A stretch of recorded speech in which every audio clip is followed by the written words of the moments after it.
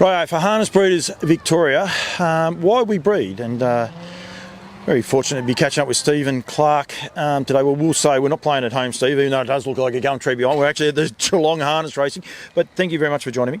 No, pleasure. I want to get the message out there of, I suppose, the journey people go along in breeding and why we do one. We've already done one of these with Jess Tubbs and get a bit of insight into it. Yourself and your family have been breeders for a long time. I know your dad's bred horses. How long would you say the Clarke name have been breeding and I suppose part of the breeding industry? Oh, geez, well, Dad, he's probably going to shoot me for not knowing, but he would have been breeding, or could have been 30 years ago. He would have started, yeah, maybe. Yep, he's well before me. Yeah. I'm trying to think how old I am to measure, but yeah, maybe 30 years. Yeah, but he's strictly more a trotting man. He likes the trotters. He doesn't. He does get a little bit frustrated with my paces and their hobbles. He'd much rather a trotter, and we've got one of them in the stable at the moment, so he's happy at the moment. But yeah, he's always bred a trotter, and not so much of late.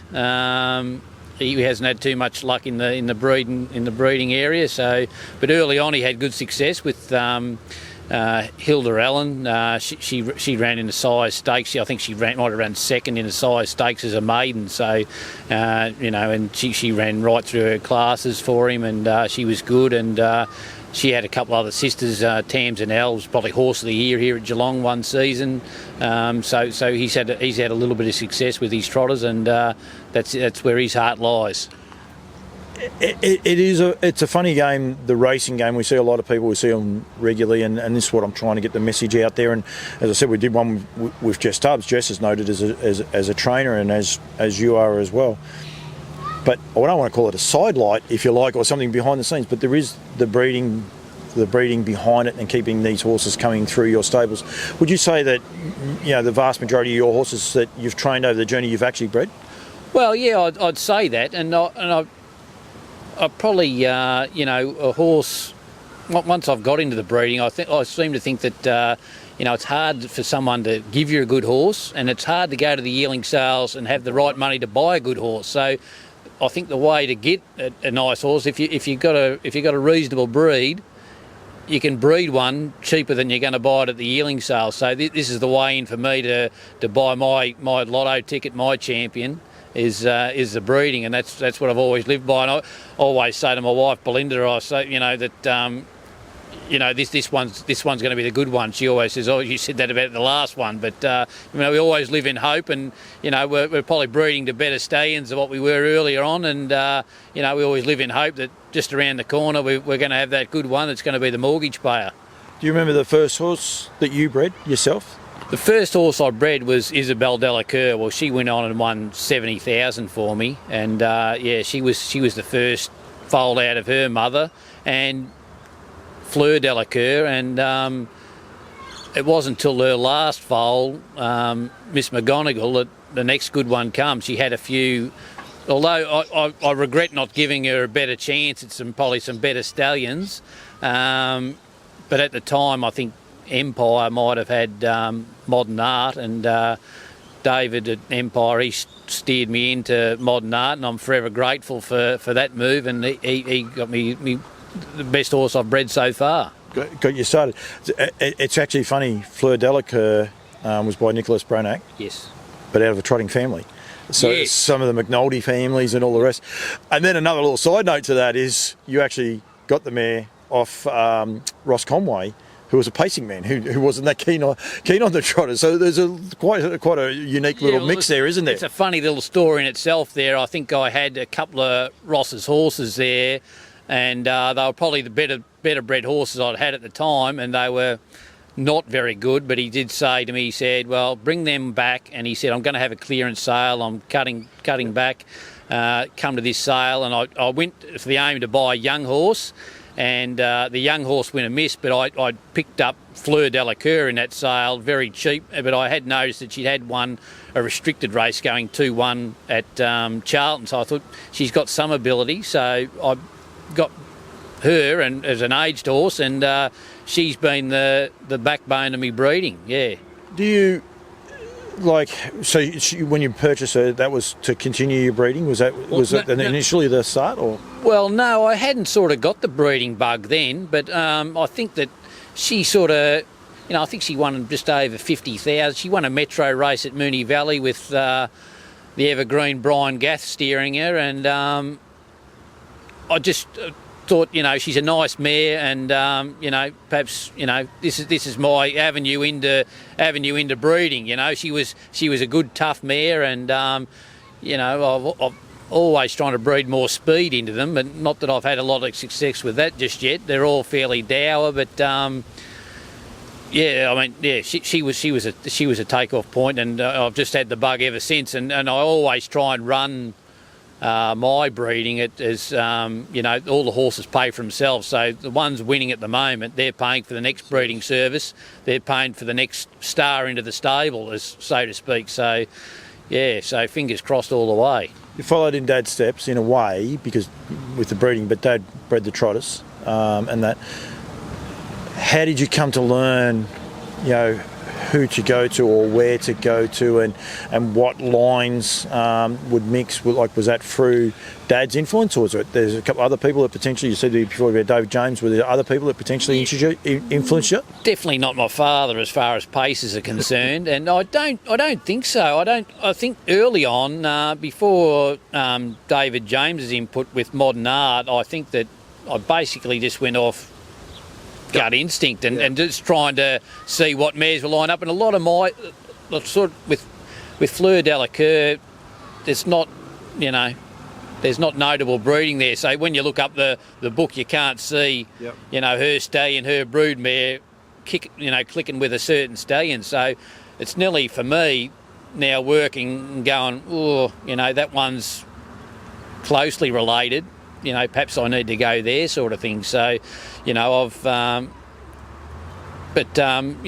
taken note on board. I've had, I got told there I needed to go to Sons of Bettor's Delight to improve my line. So I went to, I've got one by Betting Line. It's just about to turn 3. He's only had a couple of starts, but he was supposed to be a filly to help me in my breeding. So after that, I thought, well, I'm just going to go to Art Major. Just continue those better stallions to try and improve my line. Got a colt, and that's the people at Alabar said to me, people would love to have your trouble breeding colts all the time, but I'm in it to breed fillies at the moment to try, because I think Isabel's Delacour, she's starting to get to the end of her line. Miss McGonigal is just launching now, so we're fingers crossed that she can continue on with the great work that her mother and her sister have done. How many do you breed a year? Like you're saying your colts, like I'm imagining 2 to 3? No, only one. Each year? It hasn't been yearly. I have missed here and there, and I don't. When I have a hard time explaining to my wife that's not horse loved.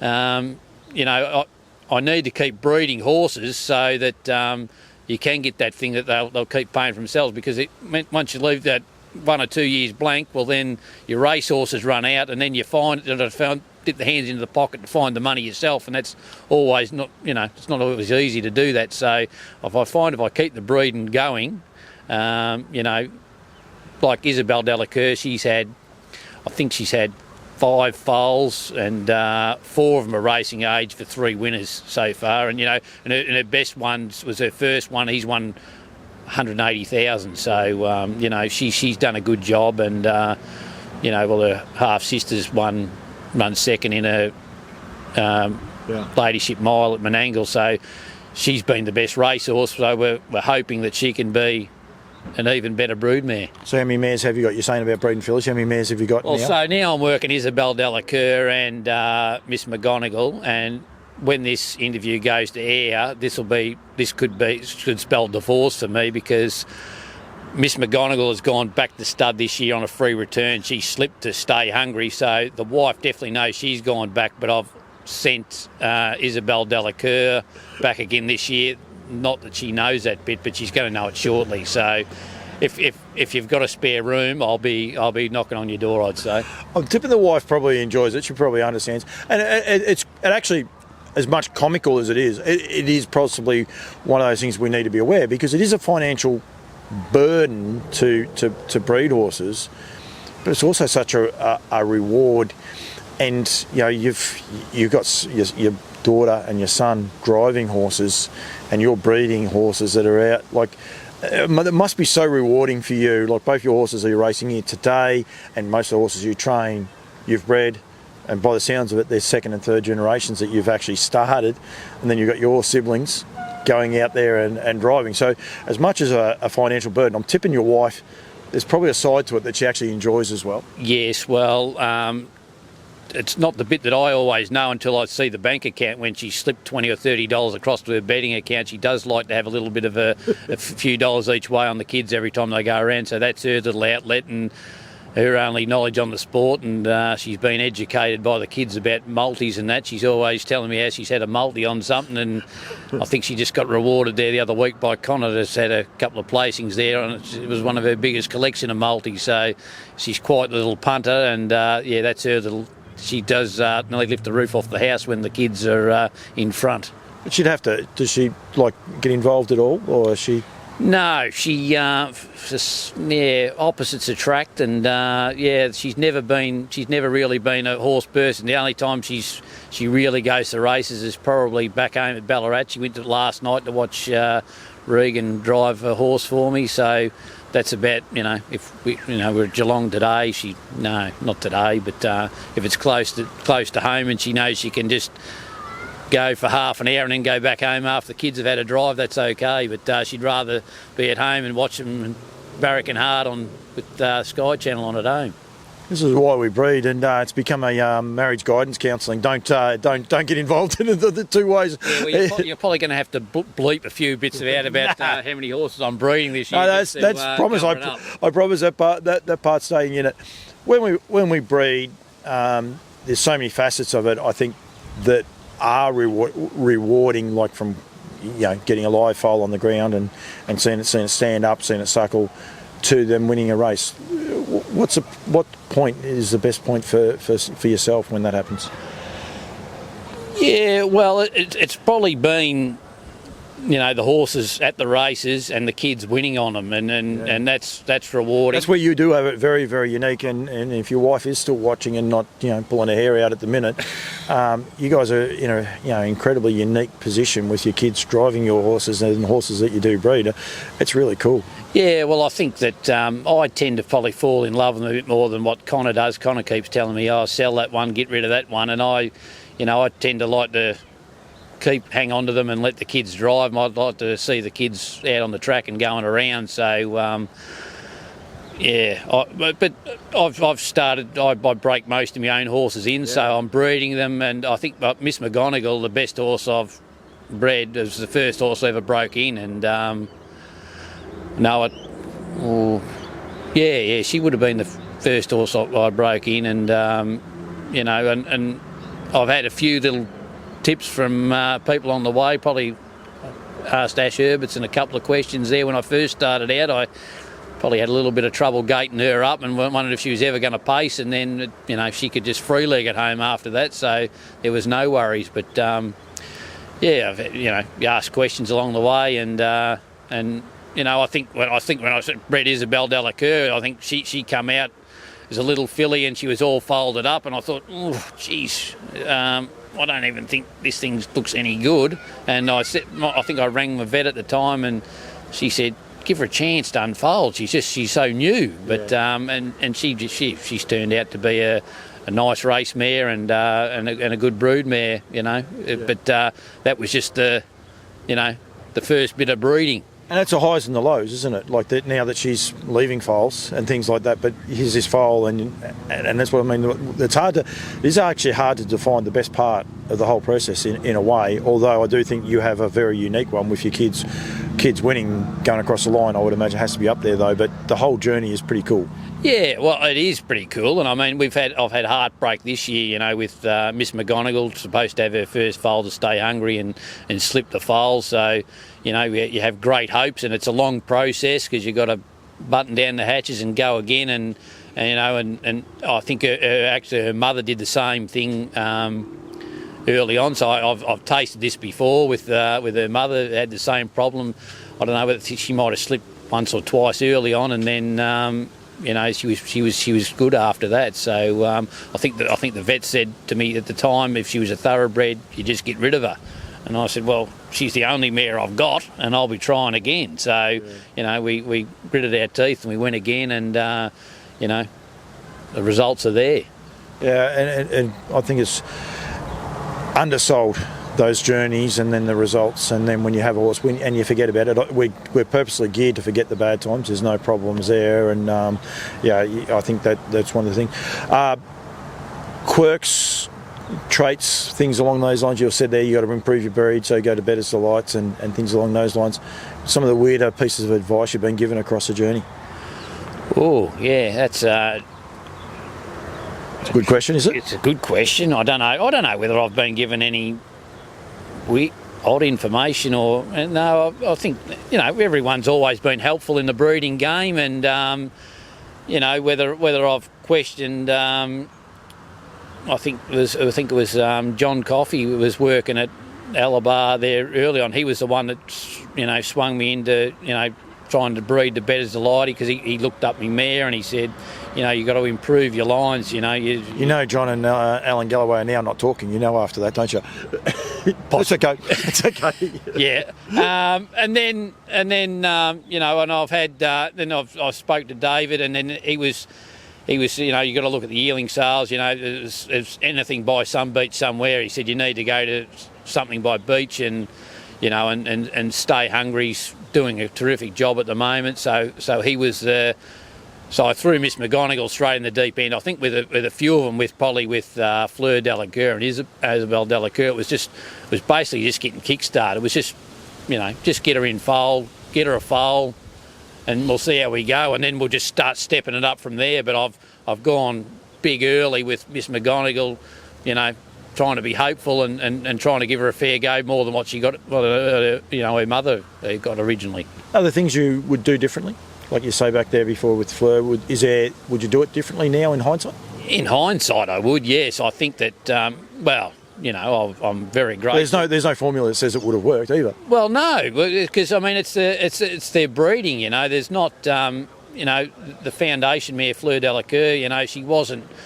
If you had seen her breeding at the yearling sales, there was nothing there that you'd jump over people and with a fistful of money and be buying it. Like Nicholas Branagh was a champion cups horse and that, but that was sort of a colonial stay, and it wasn't a big time American. Something of the echelon of Some Beach Somewhere. I mean, he's done a good job, but I don't think that he was winning size stakes and Breeders' Crown sort of type races or into Dominions with Nicholas Brannach's. But he's been terrific to me. I'd never say no again. It's been a great start, and we just got to keep it going, I suppose. There's so many people in the breeding industry say the same thing. The stallion that most people would hiss and ha about, and all the rest. You can't bag it to the right person, because they've done such a great job. And that's one of the cool parts about breeding, is they can come from anywhere. Well, that's right. And a lot of it was early on was myself just looking at what is a fashionable stallion, or what is a stallion that's leaving a juvenile horse. Like I think. The first horse out of Isabel Delacour was Monsieur Delacour. He was by Village Jolt. He was just a really strong, put-together horse, and they said about him. I read up about he was producing, good juveniles. So I thought, well, I can't hang on and wait till it's 4 or 5. We need something that can run around. And he was the first horse. Not that he was brilliant, but he still made finals, the size stakes, Breeders' Crown, the best of his age, because he was very good at following speed. So, it was good to be in some of those big races. He wasn't. He never looked like a winning chance, but he always was sort of on the brink about. He just qualified for the semis, and then he just got in and qualified for the final. So it was being in the moment and being part of those big races. And because you bred him, handled him, broke him, the whole box of dice, it's a hell of a journey, and it's a hell of a lot of fun. It's not about the dollar necessarily at the end of it, or if your wife is still watching, you're definitely trying to turn a dollar. But and I don't say that lightly, but the best part about breeding is actually the journey and the fulfilment you can have in yourself and your horses with the job that they're able to do. Yeah, exactly, and it's always been made easier by the Vic bred scheme. I've always found, like a lot of my horses haven't been, $20,000 or $15,000 service fees. They've been $2,000 or $3,000, and then, they owe you obviously owe you a little bit more by the time they get there. But it's obviously helped by me being a trainer and me breaking my own horse in. And then when you get that bonus, that Vic bred bonus, where you go, there's that money back that I've invested, and the rest is a cream on top from here on, and we can enjoy the ride. Stephen, thank you. As I said, I just want to try and get the message out there. We want people to continue breeding and understand why we breed. It's not about, we'd like to breed a leap to fame or, just believe and things along those lines, but it sometimes is this journey that I reckon we undersell. I think a lot of us probably don't appreciate it. You're going to go in there in a minute and harness a horse up. Regan's going to go out there and drive it. And, if they cross the line, you're not only trained a winner for the day, but you've bred it, but your daughter's driven it. There is such a cool thing about this breeding, and pinching it off Brett Coffee, but breeding is cool, but it's also so rewarding as well. Yeah, well, I mean, we've got Just Rising 2 as our Art Major colt, and Isabel's sort of struggling with cysts in her ovaries at the moment. So we thought at the time that this foal was a cyst, and I said to my wife, I said, this mare's getting bigger, and she goes, oh, she'll just be getting fat. And I said, no, it's a different kind of fat. I think she's in foal. And she goes, oh, well, people can have phantom pregnancies. It could be that. And I went out. We kept trying, and she actually foaled on Boxing Day, I think it was, and I went out, and here's this colt on the ground that I was starting to expect a little bit, and so I come home that day and I said, the phantom has arrived, and she said, what are you talking about? And I said, well, you're talking about a phantom pregnancy. I said, the phantom is here. I said, he is born. So we're hoping for big things from the phantom now. What's his race name? No, he hasn't got a race name. It's got to be Phantom. He's only just turned 2, but I've had all my good horses have had to do with the Harry Potter theme. So anything that's straight away. Broadway's Girl is the only one that hasn't been named that's actually won races. So that I bred her with Connor, and but anything else that I've sort of think I'll name it after something else. It's been a bit of a dud, so I don't know whether I'll be able to slip Phantom in with the Harry Potter theme. Just quickly, the Delacour. Where does that come from? That's Harry Potter because Ross Conway's daughters were Harry Potter. Fleur Delacour is in the Harry Potter books. And you're going better than me. She is a witch in the Harry Potter. I didn't know at the start there, and I think I took her to the vet there for when I just had her originally, and the vet said, oh, that's French for flower of the heart. And I bumped into Ross one day and he said, no, it's Fleur Delacour. She said she's a witch in the Harry Potter books. And so that's where her actual name is Fleur Isabel Delacour. So that's where it all come from. Isabel is got that bit too. And so from then on, I'm constantly scouring over Harry Potter names and how I can fit them in and squeeze them past and have that. And it's the same with the Monsieur bit. The Monsieur, Monsieur is obviously Mister in French. So Monsieur Delacour is obviously Fleur's husband, and even though in this case it's her son. But that's a lot of. So we've got Monsieur Flamel today, and Monsieur Flamel, he invented the Philosopher's Stone, I think. So I do. The kids are quite amazed about me Harry Potter. Seems I've never read a book and I've never actually watched a full movie of Harry Potter, but I do research the horses that I'm naming and who they are. So it's the day after Halloween. I gather what your house was decked out like Harry Potter, was it? No, we don't follow that one at all. Steve, thank you. I will let you go. Thank you very much. Continue breeding your horses, continue enjoying the ride as well, and really appreciate you giving me a bit of time, mate. No, thank you. Thanks, mate.